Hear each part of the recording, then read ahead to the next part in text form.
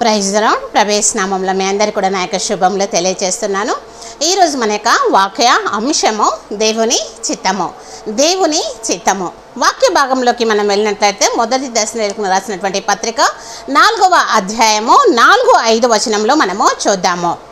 దేవుని ఎరగని అన్యజనుల వలె కామాభిలాషయందు కాక పరిశుద్ధత యందును ఘనత యందును తన ఘట్టములను ఎట్లు కాపాడుకొనవలెనో అది ఎరిగి ఉండుటే దేవుని చిత్తము. దేవుని యొక్క వాక్యము మనకి వివరిస్తుంది. వాక్యము ద్వారా వాక్యమైన దేవుడు మనతో మాట్లాడుచున్నాడు. అన్యజనుల వలె కామాభిలాషయందు కాక పరిశుద్ధత యందు అదేవిధంగా ఘనత యందు తన యొక్క ఘట్టములను ఎట్లు కాపాడుకొనవలెనో అది ఎరిగి ఉండేటే దేవుని యొక్క చిత్తము అని దేవుని యొక్క వాక్యము మనతో మాట్లాడుతుంది. పరిశుద్ధత యందు అదేవిధంగా ఘనత యందు మన యొక్క శరీరాలను ఏ విధంగా కాపాడుకోవాలనో అది తెలుసుకొని ఉండటే దేవుని చిత్తమై ఉంటుంది అని దేవుని యొక్క వాక్యం ద్వారా దేవుడై మాట్లాడుతున్నాడు. మన ఘట్టములను మనము పరిశుద్ధత యందు ఘనత యందు కాపాడుకొనవలసిన వారమై ఉంచున్నాము. అదేవిధంగా మీరు పరిశుద్ధుల అగుటయే అనగా మీరు జారత్వమునకు దూరముగా ఉండుటయే దేవుని చిత్తము అని మొదటి దశలోనిలో రాసినటువంటి పత్రిక 4వ అధ్యాయము 3వ వచనము మనకి తెలియజేస్తుంది. పరిశుద్ధుల అగుటయే అనగా జారత్వమునకు దూరంగా ఉండుట. జారత్వము అంటే అది ఎలాంటి జారత్వమైన కూడా కావచ్చు. ఇక్కడ ధనాపేక్ష కావచ్చు, దురాశ కావచ్చు, అసూయ కావచ్చు, ఈర్ష కావచ్చు. మనలో ఉన్నటువంటి చెడు అనేటువంటి ఆ జారత్వానికి మనము దూరంగా ఉండుటనే దేవుని యొక్క చిత్తమై ఉంటుంది అని దేవుని యొక్క వాక్యం ద్వారా వాక్యమైన దేవుడు మనతో మాట్లాడుతున్నాడు. మనల్ని మనము పరిశుద్ధతగా ఉండడానికి చూసుకోవాలి. అదేవిధంగా ఘనత యందు కూడా మనము ఘనముగా ఉండునట్లుగా మనము చూసుకొని నడుచుకున్నట్టే దేవుని చిత్తమని దేవుని యొక్క వాక్యము మనకి బోధిస్తుంది. అదేవిధంగా మనము జారత్వమునకు ఈ లోకంలో ఉన్నటువంటి అన్ని జారత్వములకు మనము దూరంగా ఉంటూ పరిశుద్ధంగా జీవించుటే దేవుని యొక్క చిత్తమని దేవుని యొక్క వాక్యము మనతో మాట్లాడుతుంది. ప్రతి విషయమునందును కృతజ్ఞతాస్తుతులు చెల్లించుడి. ఈలాగు చేయుట యేసుక్రీస్తునందు మీ విషయంలో దేవుని చిత్తము అని దేవుని యొక్క వాక్యము మనతో మాట్లాడుతుంది.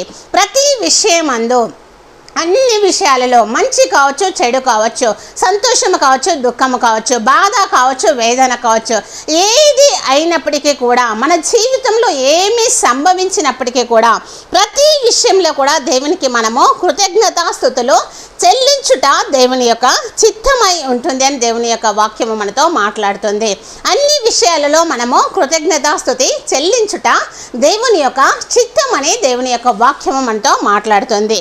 అదేవిధంగా మీరు ఒకరి కొరకు ఒకరు ప్రేమించుటకును దేవుని చేత ఏర్పరచబడితే అని మొదటి దశలోనికి రాసినటువంటి పత్రిక 4వ అధ్యాయము 9వ వచనము మనకి మాట్లాడుతుంది. వాక్యం ద్వారా వాక్యమై ఉన్న దేవుడు మనతో మాట్లాడుతున్నాడు. ఒకరిని ఒకరము మనము ప్రేమించుకునేటువంటి వారమై ఉండాలి. ఒకరిని ఒకరము మనము ప్రేమించుకున్నటే దేవుని యొక్క చిత్తమై ఉంటుంది అని దేవుని యొక్క వాక్యము ద్వారా దేవుడు మనతో మాట్లాడుతున్నాడు. మనల్ని మనము పరిశుద్ధంగా ఉంచుకొనుట దేవుని యొక్క చిత్తము. జారత్వమునకు దూరంగా ఉండుట దేవుని యొక్క చిత్తము. ప్రతి విషయంలో కృతజ్ఞతాస్తుతులు చెల్లించుట దేవుని యొక్క చిత్తము. ఒకరిని ఒకరము మనము ప్రేమించుకొనుట దేవుని యొక్క చిత్తమై ఉంటుంది. అదేవిధంగా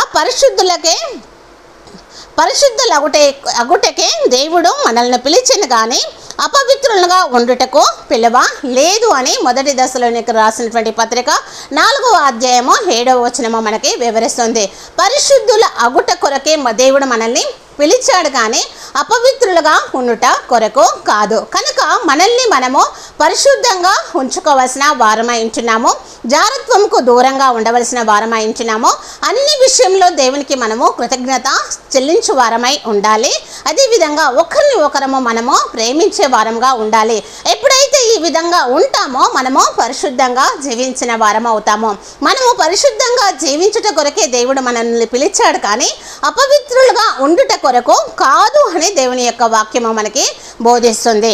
అదేవిధంగా దినములు చెడ్డవి కనుక మీరు సమయమును పోనీయక సద్వినియోగం చేసుకొనుచు అజ్ఞానులు కాక జ్ఞానుల వలె నడుచుకొనున్నట్లు జాగ్రత్తగా చూచుకొనుడని ఎఫెసీయులకు రాసినటువంటి పత్రిక 5వ అధ్యాయము 15-16 వచనము మనకు వివరిస్తుంది.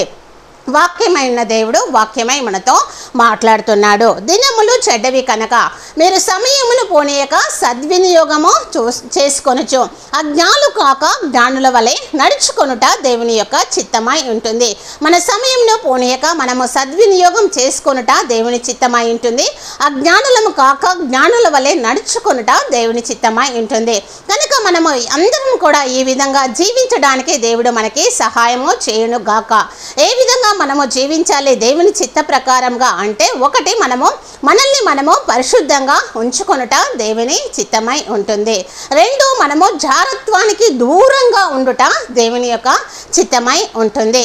అన్ని విషయములలో మనము కృతజ్ఞతాస్తుతులు చెల్లించుట దేవుని యొక్క చిత్తమై ఉంటుంది.